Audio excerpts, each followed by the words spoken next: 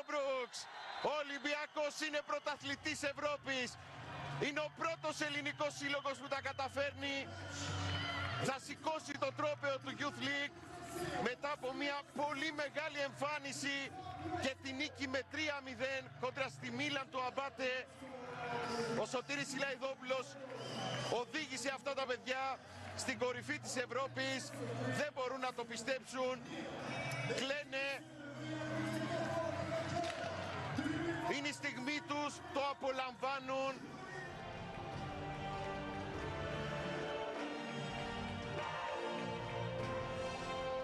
Ο αρχηγός, ο Κουτσογούλας στο τρόπαιο.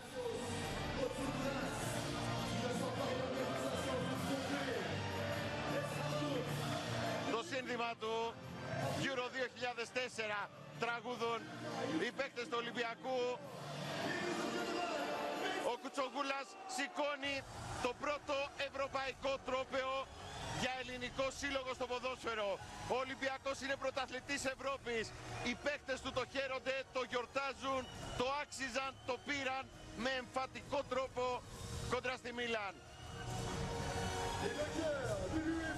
Και καλούν και το Βαγγέλη Μαρινάκη για να σηκώσει και αυτός το ευρωπαϊκό τρόπαιο.